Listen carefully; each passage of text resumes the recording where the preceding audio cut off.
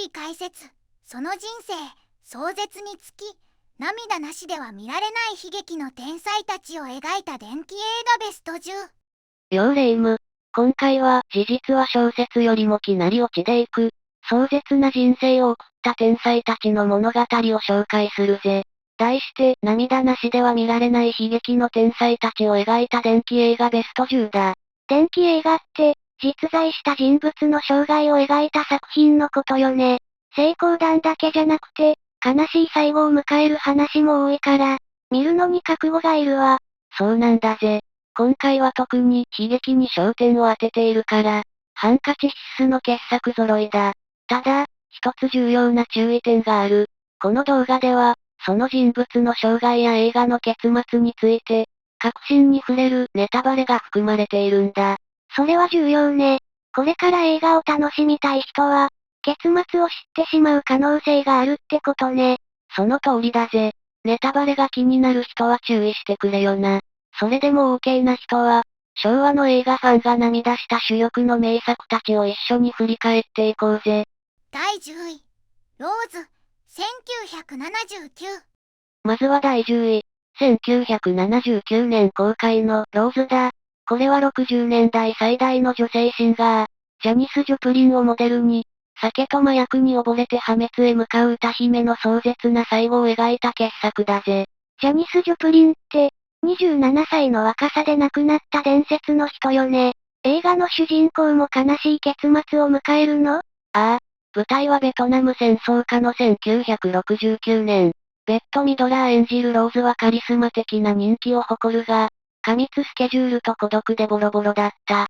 彼女は脱走兵のダイヤーと恋に落ちて救いを求めるが、かつての同性の恋人セイラとも平気で接するローズの奔放さに、彼も愛想を尽かして去ってしまうんだ。愛する人にも見捨てられちゃったのね。決定的なのはふるさとフロリダでの出来事だ。失意の彼女が母親に電話をかけたことで、逆にマネージャーに居場所がバレてしまう。そしてヘリコプターで、大観衆が待つスタジアムへ強制連行されるんだぜ。お母さんに助けを求めたのに、逆に逃げ場を失うなんて残酷すぎるよ。そして衝撃のラストだ。薬で意識朦朧のままステージに立った彼女は、私といて、私を置いていかないでと訴えるように歌い、そのままばったりと倒れて絶命する。まさに愛に飢え、愛に燃え尽きた人生だったんだぜ。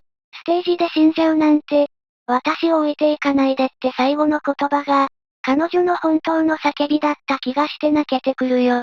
その壮絶な人生への鎮魂歌のように、エンディングで流れる主題歌、ローズが美しく響くのがまた涙を誘うんだ。愛を求め続けた天才の孤独が痛いほど伝わる名作だぜ。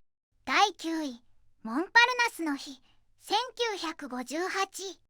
続いて第9位は、1958年のフランス映画、モンパルナスの日だぜ。これはフランスの貴公子ジェラール・フィリップが、貧困と病に倒れた天才画家モディリアーニを演じ、芸術と金、そして死の残酷さを浮き彫りにした悲劇なんだ。モディリアーニって、首の長い女性の絵で有名な人よね。彼も生前は恵まれなかったの？まったくだぜ。舞台は1919年のパリ。彼は才能がありながら世間に認められず、プライドの高さもあって酒に溺れていた。画学生のジャンヌと恋に落ちて貧しくとも幸せに暮らそうとするが、結核が悪化してボロボロになっていくんだ。芸術家って、生きているうちは苦労するイメージがあるけど、愛する人がいたのがせめてもの救いね。だが、その愛さえも商売の道具にされるのがこの映画の怖いところだ。悪徳画商のモレルという男がいてな。彼はモディリアーニが生きてあるうちは見向きもしなかったくせに、彼が死ぬのをハイエナのように待っていたんだ。どういうこと？死ぬのを待つなんて。モディリアーニが航路描写として36歳の若さで孤独に病院で息を引き取った直後のことだ。モレルは死ねば根が上がると確信して、すぐに彼の家へ向かう。そこには、夫の死をまだ知らない妻のジャンヌが待っていたんだ。まさか、嘘でしょ？モレルは札束を見せて、残された絵を買い占めようとする。何も知らないジャンヌは、彼はどんなに喜ぶでしょう。本当に長い間、あの人は認められなかったのですからと涙を流して喜ぶんだ。夫がもうこの世にいないとも知らずにな。うわぁ。残酷すぎるよ。画商の冷徹な計算と、奥さんの純粋な涙が対照的すぎて胸が痛くなるわ。さらに悲しい因縁がある。主演の名優ジェラール・フィリップは、この映画の公開翌年、モディリアーニと同じ36歳という若さで病死したんだ。まるで役に取り殺されたような早すぎる死だった。それに史実では、妻のジャンヌも夫の死の後追い自殺をしている。映画のラストの後に待っている運命まで含めて、あまりにも救いがない、美しくも残酷な名作なんだぜ。第8位、炎の人ゴッホ、1956。第8位は1956年の名作、炎の人ゴッホだぜ。この映画の凄さは、なんといっても主演のカーク・ダグラスの憑依っぷりだな。まるで自画像から抜け出してきたみたいにゴッホ本人に売り二つで、芸術に身を焦がして破滅していく男の狂気を演じきっているんだ。ゴッホって、ひまわりで有名な画家よね。精神的に不安定だったとは聞くけど、映画でもそこが描かれているの？ああ、むしろそこが確信だ。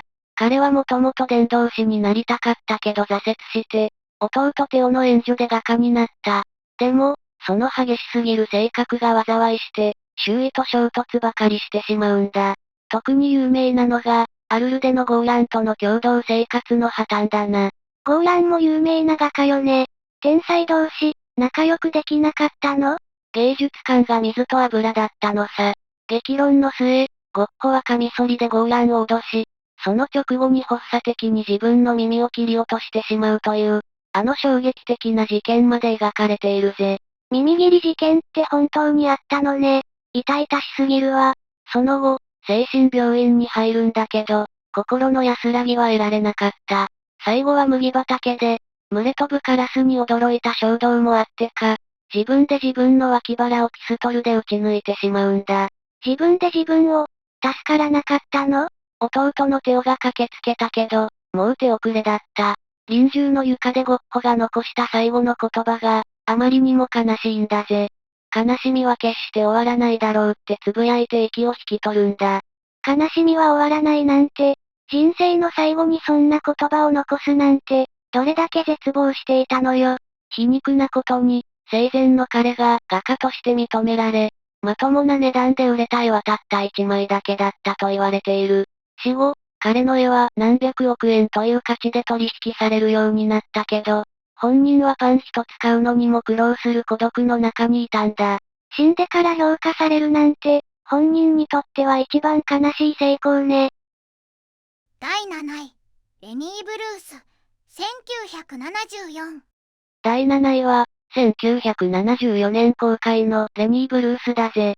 これは実在した伝説の毒舌コメディアンをダスティン・ホフマンが演じた名作なんだが、演出が変わっていてな。全編モノクロ映像で、死後の関係者へのインタビューを挟みながら回想していくドキュメンタリーのような作りになっているんだ。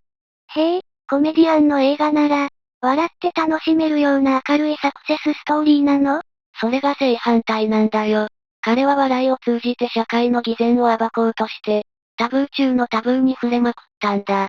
例えば、黒人客の目の前であえて差別用語のニガーを連発したり、ルーズベルト夫人やローマ法王なんかを卑猥な言葉で罵倒したりとな。当時の常識じゃ考えられない過激な芸風だったのさ。うわぁ、それは敵を作りそうね。いくら冗談でも、警察が黙っていないんじゃない？その通りだぜ。彼はわいせつ罪などで何度も逮捕され、裁判闘争に明け暮れることになる。そのせいで精神を病んで、晩年のステージは見るに耐えないものになってしまったんだ。レインコートに片方の靴下という異様な格好で現れて、ジョークを言う代わりに延々と裁判の記録を読み上げたり法律論を語ったりして、客をドン引きさせていたんだからな。笑いに来てくれたお客さんに愚痴を聞かせるなんて、もう芸人としての誇りもボロボロだったのね。そして訪れる結末があまりにも悲惨だ。彼は麻薬に溺れ、最後はハリウッドの自宅のバスルームで、腕に注射の跡を残したまま全裸の死体となって発見されるんだ。お風呂場で裸のまま一人で死ぬなんて、寂しすぎるよ。表現の自由のために社会と戦おうとした男が、誰にも理解されずに孤独にのたれ死ぬ。その虚しさが胸に突き刺さる一本だぜ。第6位、グレン・ミラー物語、1954。折り返しの第6位は、1954年のグレン・ミラー物語だぜ。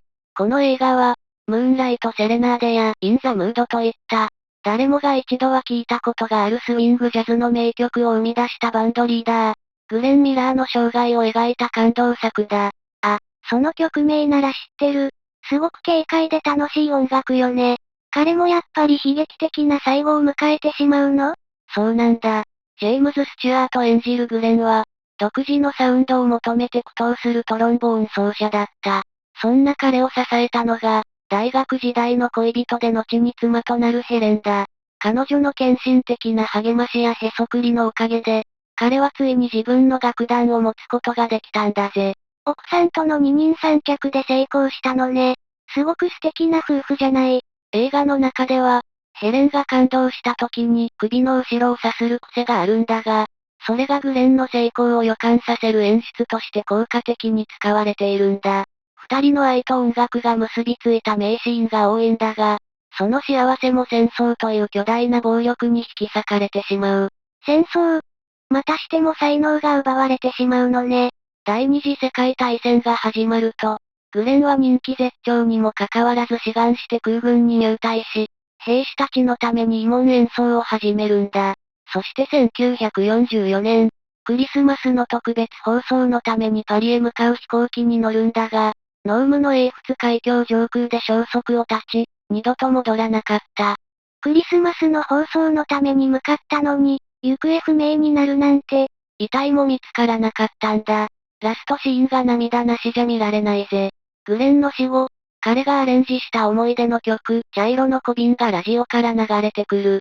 それを聞いたヘレンが、亡き夫を思って涙を流す姿で映画は静かに幕を閉じるんだ。ラジオから流れるのが彼の残した音楽だけなんて、音楽は永遠に残るけど、愛する人はもういないっていう事実が切なすぎるわね。第5位、エレファントマン、1980。第5位は、エレファントマンだぜ。これは19世紀末のロンドンに実在した、生まれつきの奇形で象人間と呼ばれた青年、ジョン・メリックの生涯を描いた名作だ。公開当時は彼の姿が秘密にされるほど話題になったが、単なる見せ物映画じゃなく、人間の尊厳を問う重厚なドラマなんだ。エレファントマンって聞いたことあるわ。見せ物小屋に立たされていた人よね。実話だったなんて。ジョン・ハート演じるメリックは、外科医トリーブスに保護される。最初は研究対象だったが、接するうちに彼が聖書を暗唱できる知性と、繊細な心を持っていることが分かってくるんだ。だが、世間の好奇の目は残酷だぜ。見た目が違うだけで、中身を知ろうともしない人たちに追い回されたりしたの？ああ、象徴的なのが、ロンドンの駅で群衆に追い詰められた彼が、トイレの隅で叫ぶシーンだ。僕は動物じゃない。人間なんだ。僕は、人間なんだ、とな。この悲痛な叫びは映画史に残る名場面だぜ。当たり前のことなのに、それを叫ばなきゃいけないなんて辛すぎるよ。そんな彼にも救いはあった。有名女優の招待で劇場に行き、観客からスタンディングオベーションを受けるんだ。かつて見せ物として、立てと命令されていた言葉が、尊敬の拍手に変わった瞬間だな。やっと人間として認められたのね。そのまま幸せに暮らして欲しかったわ。だが結末は悲しくも美しい。彼は重い頭を支えるため、いつも座って寝なきゃいけなかった。でも、ある夜、自らの意志で枕を外し、普通の人間のように仰向けになって眠りにつくんだ。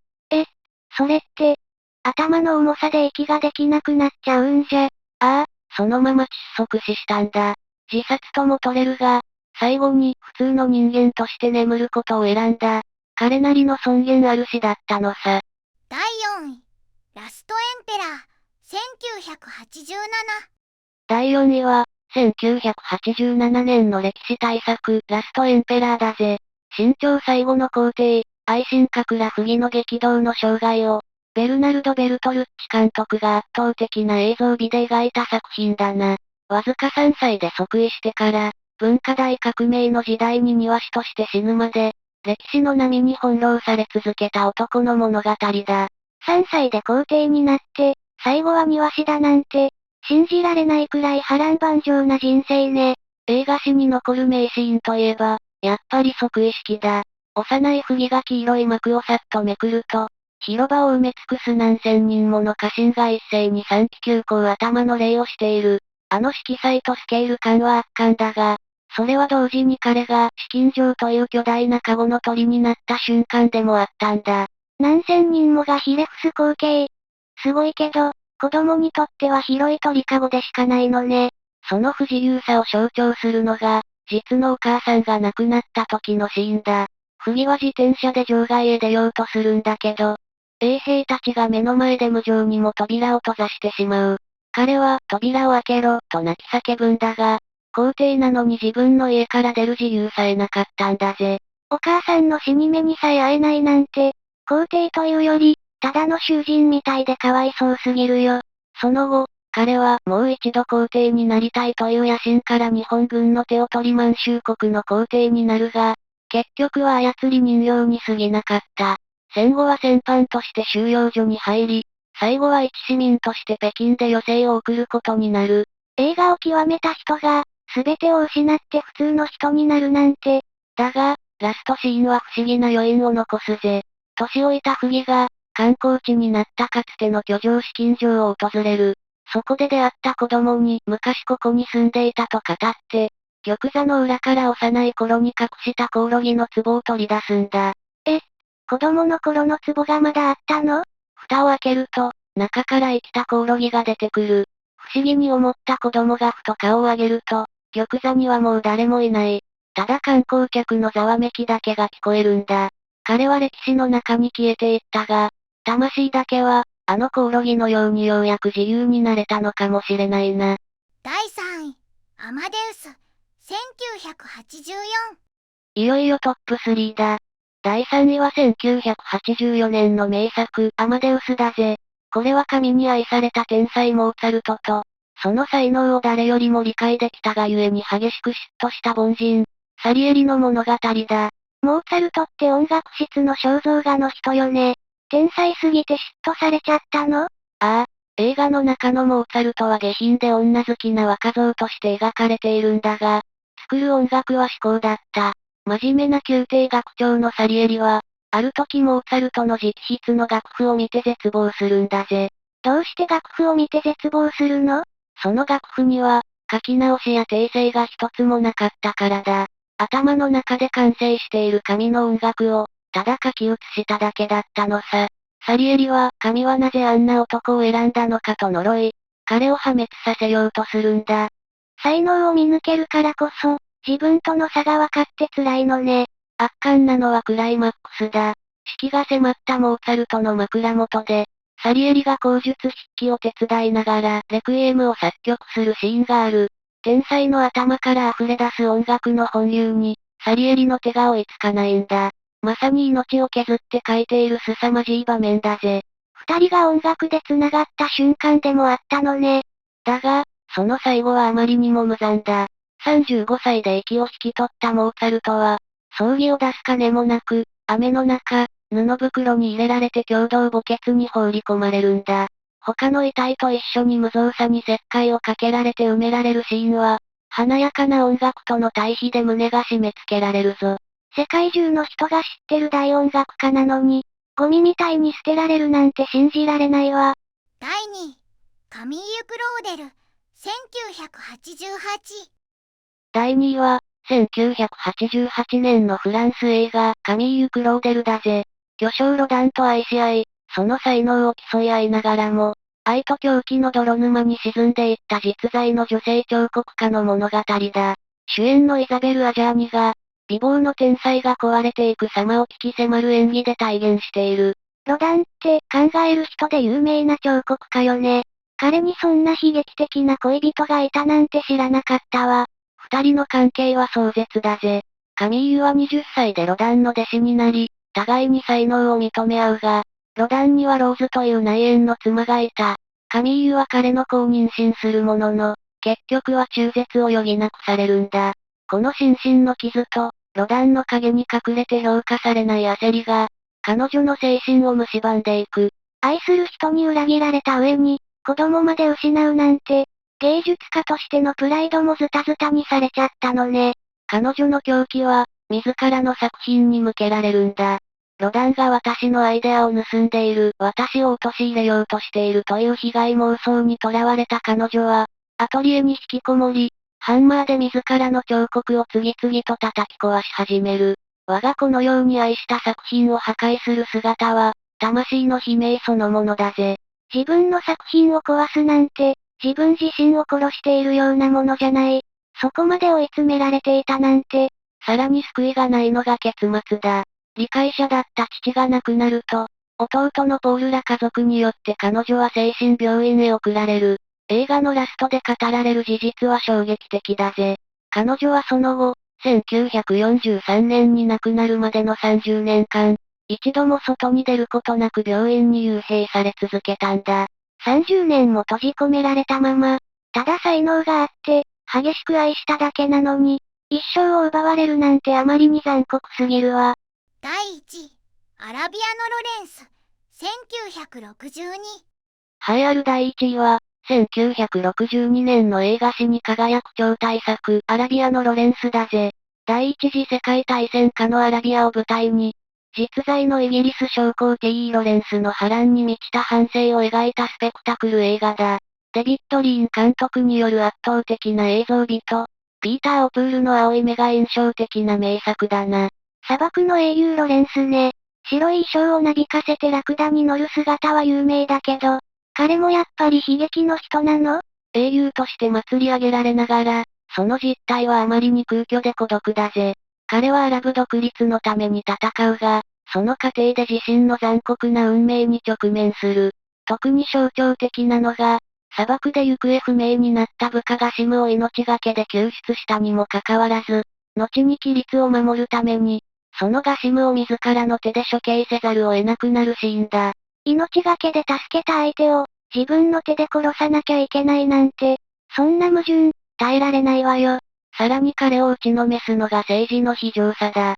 彼はアラブのために戦っているつもりだったが、実はイギリスとフランスの秘密協定によって、最初から利用されているだけだと知ってしまう。ダマスカス入城を果たしても、列強の介入とアラブ同士の対立で夢は破れ、彼は用済みとして砂漠を追われるんだ。利用されるだけされて、最後は捨てられるなんて、砂漠の英雄の末路がそれなの？ラストシーンの虚無感は凄まじいぞ。失意の彼を乗せた車が砂漠を去っていくが、誰一人として彼を見送る者はいない。実はこの映画、冒頭がロレンスのオートバイ事故死から始まるんだ。つまり、砂漠を去った後の彼には、46歳であっけなく事故死する未来しか残されていなかった。戦場の英雄が、誰にも見取られず普通の事故で死ぬなんて、人生って、本当に儚くて残酷なものね。あの広大な砂漠での冒険は、死にゆく彼が見た走馬灯だったのかもしれないな。総評、まとめ。以上、涙なしでは見られない悲劇の天才たちを描いた伝記映画ベスト10を紹介したぜ。どの作品も、輝かしい才能を持ちながら、時代や組織、あるいは自分自身の業によって破滅していく姿が痛々しかったな。本当ね。成功したから幸せってわけじゃないのが現実の厳しさだけど、だからこそ彼らの残した音楽や芸術、生き様が、時を超えて私たちの心を打ち続けるのかもしれないわ。その通りだぜ。彼らの人生は悲劇だったかもしれないが、その魂は映画の中で永遠に生き続けている。みんなの心に残っている悲劇の天才や、今回紹介しきれなかった名作伝記映画があったら、ぜひコメント欄で教えてくれよな。この動画が気に入ったら、高評価とチャンネル登録も忘れずにお願いするわね。次回もまた、昭和の映画ファンがうなるようなディープな世界を案内するわよ。それじゃあ、今回はこの辺で、最後までご視聴、ありがとうだぜ。また次の動画でお会いしましょう。